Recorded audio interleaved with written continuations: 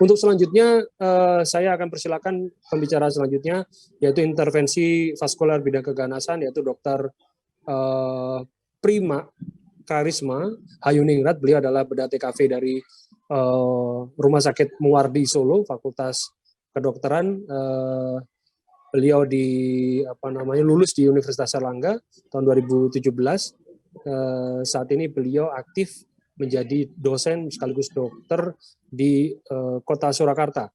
Kami persilakan Dr. Prima Karisma untuk sharing. Silakan. Assalamualaikum warahmatullahi wabarakatuh. Terima kasih kepada moderator Dr. Niko, senior saya. Saya siap.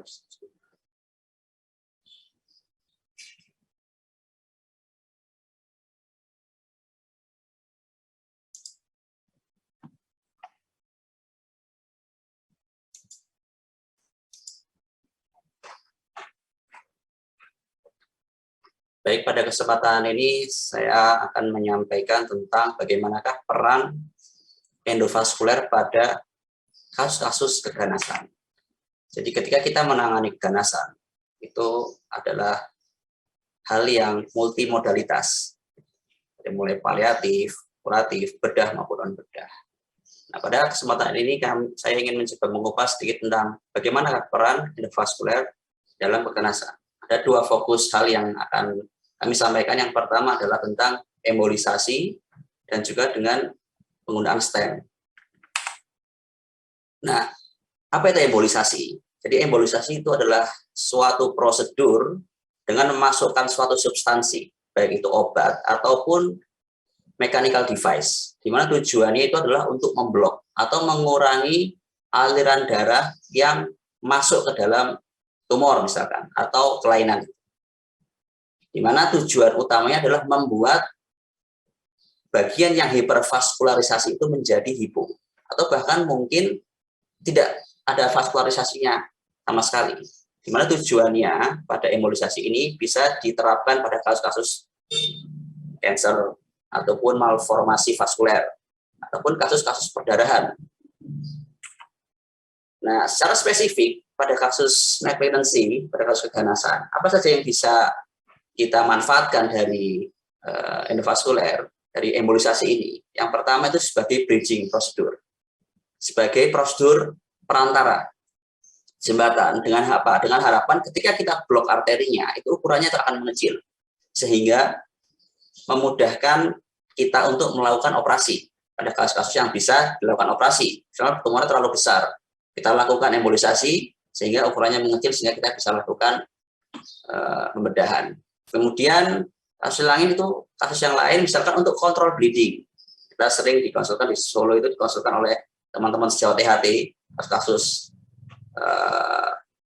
keganasan pada area kepala, mimisan, bleeding. Kita lakukan embolisasi, tujuannya apa? Tujuannya untuk menekan perdarahan itu. Ataupun kasus-kasus yang akan dilakukan operasi, kasus-kasus yang besar ukurannya, sehingga yang harus dilakukan operasi, segera kita lakukan embolisasi untuk membantu kontrol perdarahan. Dan yang ketiga, juga sebagai bisa prosedur paliatif. Selain dari kasus-kasus yang tidak bisa dilakukan pembedahan, kita bisa melakukan embolisasi. Secara prinsip, embolisasi pada kasus tumor ini adalah meminimalisir apa yang dinamakan dengan tumor blast. Jadi kalau kita memblok vaskularisasi total 100% itu memang hampir tidak mungkin. Tapi paling tidak, tumor blast ini ada gambaran secara radiologi, itu hilang gambaran ini, aliran yang tervaskularisasi. Sehingga kalau seperti ini, harapannya adalah feedingnya berkurang, dan nanti bila dilakukan operasi akan memudahkan. Apa saja prosedur untuk melakukan embolisasi? Yang pertama itu mapping. Mapping itu kita harus pastikan bahwa memang jaringan yang mau kita tuju itu adalah jaringan yang hipervaskuler.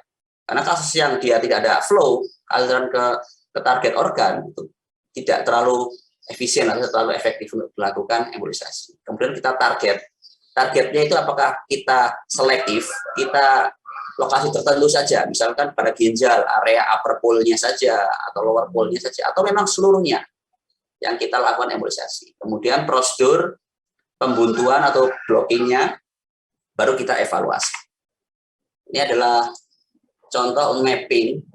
Tahap pertama itu kita lakukan mapping. Dari video ini kita bisa lihat di posisi kanan ini kita lakukan di Muardi.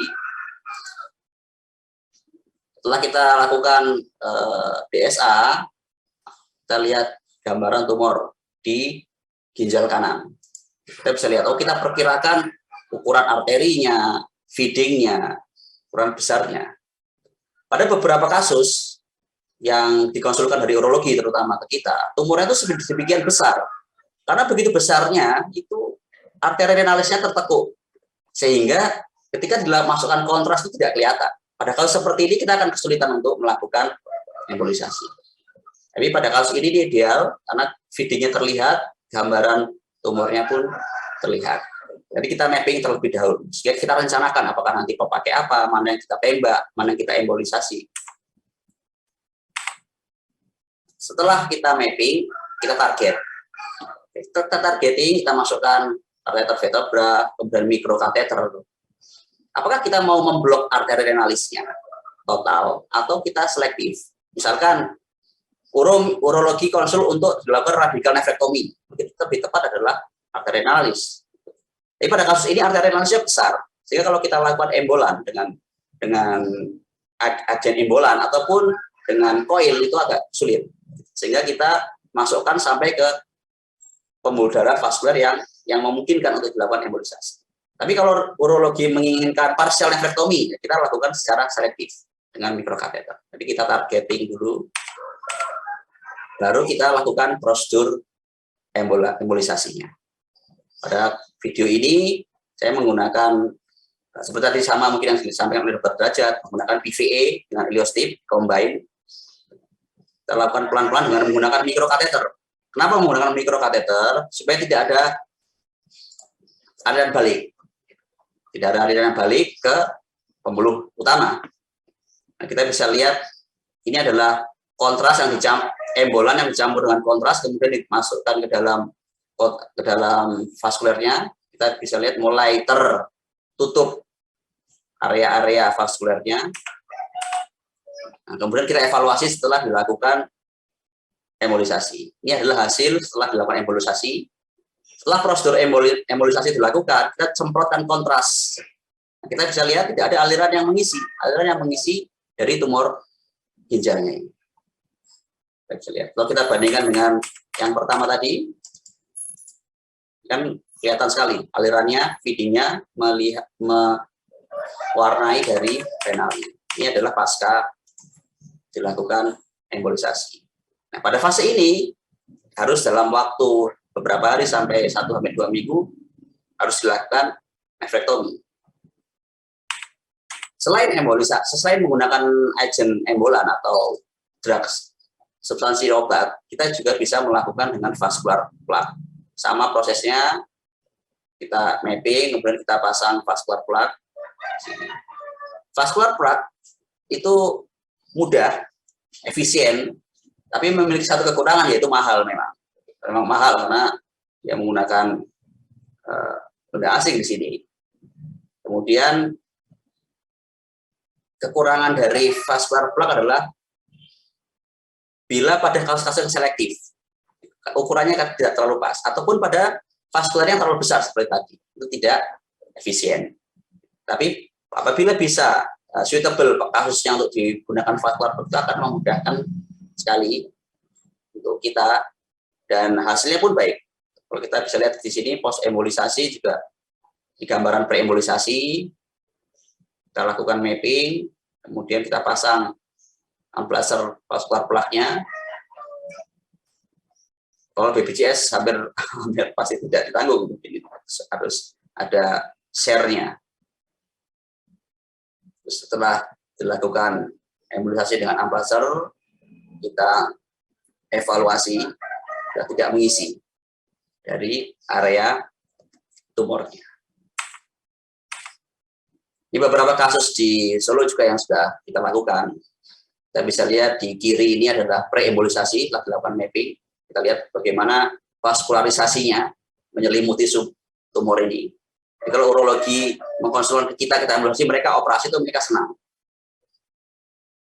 Setelah post embolisasi, kita lihat bayangannya hilang, bayangan pembuluh darahnya. Memang tidak 100% kita bisa lakukan embolisasi, karena pasti ada vaskular kecil, tapi akan mengurangi secara signifikan ketika kita sebagai seorang ahli bedah untuk melakukan pembedahan. Selain kasus tumor, juga pada kasus AVM, kita bisa lihat di sini. AVM ya, AVM berbeda dengan hemangiom.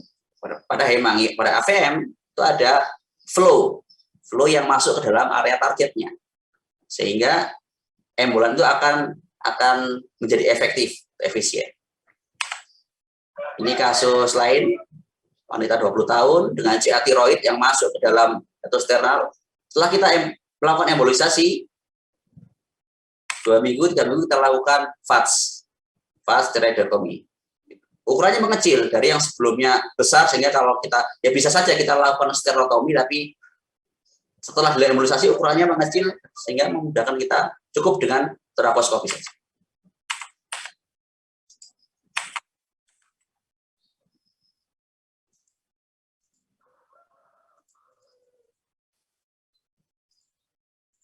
Ini ukuran tumornya mengecil, yang tadinya kita rencanakan mau sterotomi, setelah kita embolisasi bisa kita lakukan dengan fast eksisi steroid.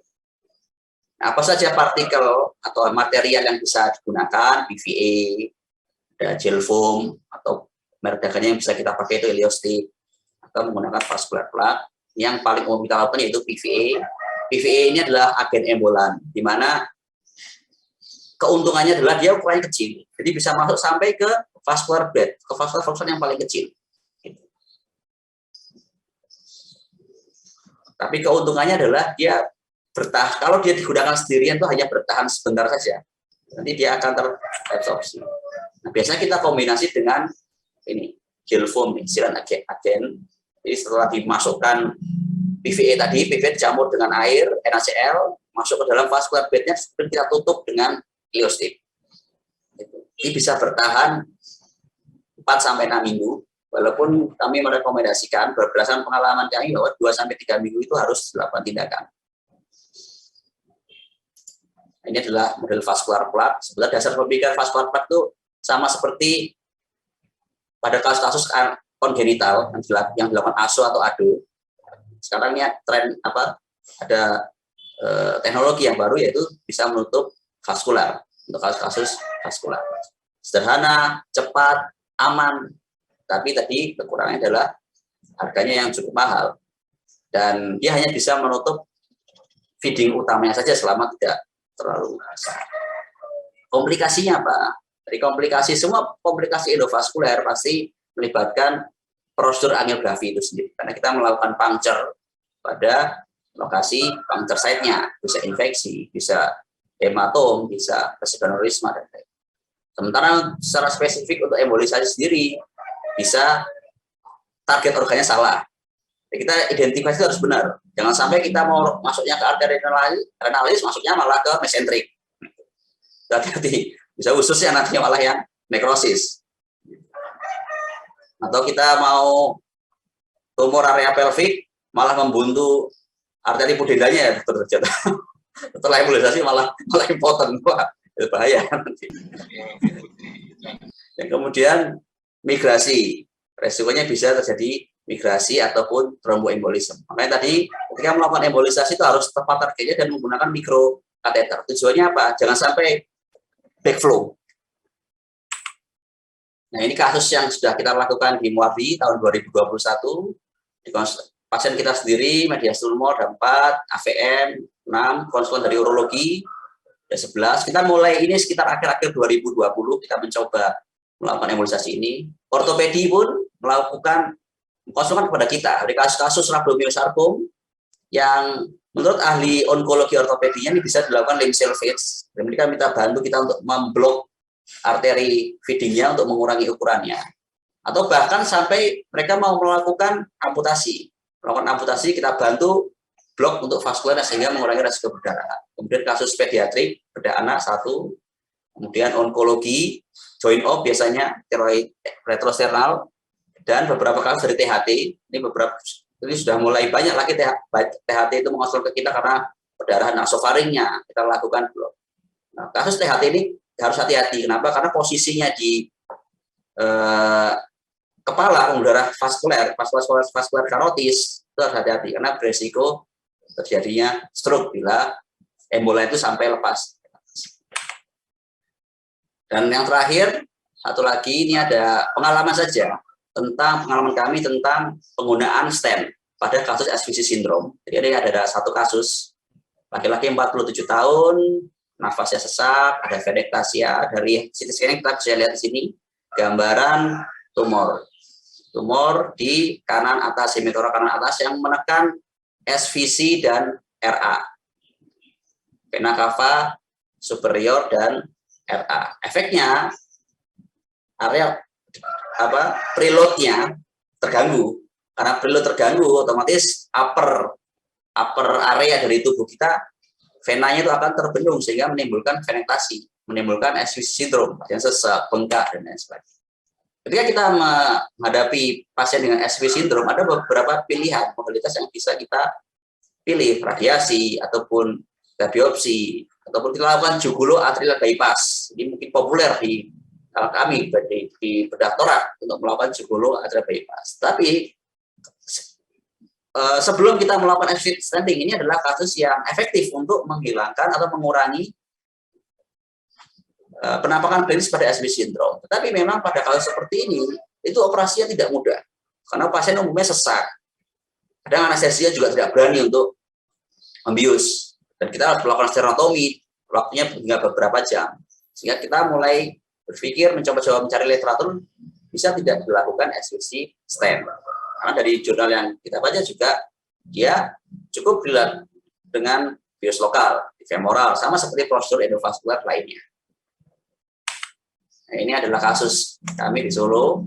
Kita bisa lihat ini disemprotkan kontras dari IVC.